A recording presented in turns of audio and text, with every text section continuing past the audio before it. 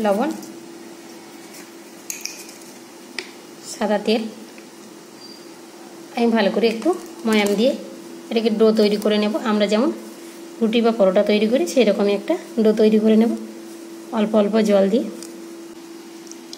আমি ডোটাকে এইভাবে মাখিয়ে নিয়েছি। এটাকে আমি রেখে দেবো 10 মিনিট।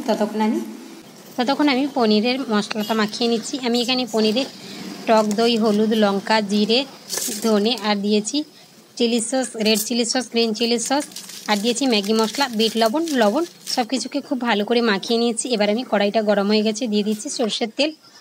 তেলের মধ্যে দিয়ে দিচ্ছি আমি ক্যাপসিকাম কুচি, দিয়ে দিলাম টমেটো কুচি, দিয়ে দিচ্ছি আমি পেঁয়াজ কুচি। টমেটো আর ক্যাপসিকামটাকে দিয়ে আমি 2 মিনিট মতো ভেজে নিয়েছি। তারপরে দিয়ে দিচ্ছি আমি পেঁয়াজ কুচি। পেঁয়াজটাকে লম্বা লম্বা করে কুচিয়েছি, টমেটো লম্বা লম্বা করে কেটেছি, ক্যাপসিকামও লম্বা লম্বা করে কেটে নিয়েছি। সব কিছুকে খুব ভালো করে ভেজে নেব। আমি এখানে লবণ দেবো না। মশলা মাখা পনিরটাকে আমি দিয়ে দিচ্ছি। আমার পেঁয়াজ, ক্যাপসিকাম আর টমেটোটা খুব ভালো মতো ভাজা হয়ে গেছে।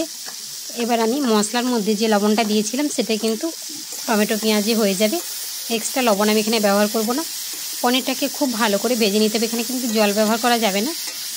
পনিরটাকে খুব ভালো করে ভেজে নিতে হবে।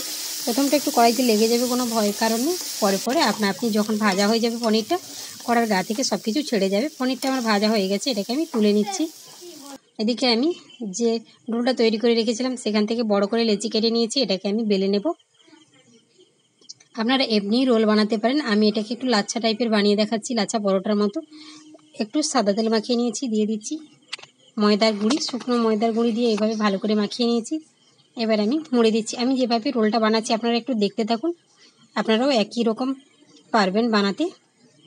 একটু দেখে নিতে হবে। এভাবে ছুরি দিয়ে আমি একটু কেটে কেটে দিচ্ছি। এবারে একটু মেলে নিলাম। এবার একটু গুঁড়িয়ে নিচ্ছি। এইভাবে লাচ্ছা পরোটা বানানো কিন্তু খুব সহজ, খুব বেশি একটা সময় লাগে না, খুব তাড়াতাড়ি এই পরোটাটা বানানো যায়। আমরা দোকানে যে লাচ্ছা পরোটা কিনে খাই তাতে অনেকগুলো লেয়ার থাকে। এভাবে বানালে আপনাদেরও পরোটার অনেকগুলো লেয়ার হবে। আর এটাকে খুব বেশি চাপ দিয়ে কিন্তু বেলা যাবে না, এটাকে আলতো হাতে বেলে নিতে হবে। আপনারা চাইলে এটাকে শুকনো গুঁড়ি দিয়েও বেলে নিতে পারেন। এভাবে করে আমি পরোটাটাকে বেলে নিচ্ছি। আমি সবগুলোকে একইভাবে বেলে নেব। আপনারা নর্মাল রুটির মতো বেলে নিতে পারেন। এটা আমার বেলা হয়ে গেছে। এবার আমি তাওয়ায় দিয়ে দিচ্ছি। তাওয়াটা আমি আগে থেকে বসিয়ে রেখেছিলাম। তাওয়াটা আমার গরম হয়ে গেছে, দিয়ে দিয়েছি। এটা এক পিঠ হয়ে গেলে উল্টে আরেক পিঠ ভেজে নেব। আমি উপর থেকে সাদা তেল দিয়ে দেবো। আপনারা চাইলে এখানে বাটার বা ঘি দিয়েও করতে পারেন। আমি সাদা তেল দিয়েই বানাচ্ছি। বাটার বা ঘি সবার ঘরে সবসময় থাকে না, সাদা তেলটা সবার ঘরেই থাকে, তাই আমি সাদা তেলটা দিয়েই বানিয়ে দেখাচ্ছি। এভাবে করে একটু ভাজা ভাজা করে নিতে হবে। এটা আমার ভাজা হয়ে গেছে, তুলে নিচ্ছি। আমি একইভাবে সবগুলোকে ভেজে তুলে নেব। এবার আমি রোলটা বানিয়ে নিচ্ছি। দিয়ে দিলাম শসা, গাজর, পেঁয়াজ কুচি।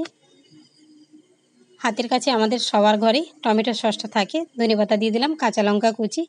এবার যে পনিরের মশলাটা তৈরি করে রেখেছিলাম সেটা দিয়ে দিলাম। দিয়ে উপর থেকে আমি টমেটো সস, আপনারা চাইলে এখানে মেয়োনিজও ব্যবহার করতে পারেন। আমি দিয়ে দিলাম। শুধু টমেটো সস দিয়েই আমার বেশি ভালো লাগে খেতে, সেই জন্য আমি টমেটো সস দিয়ে রোলটাকে বানিয়ে নিলাম।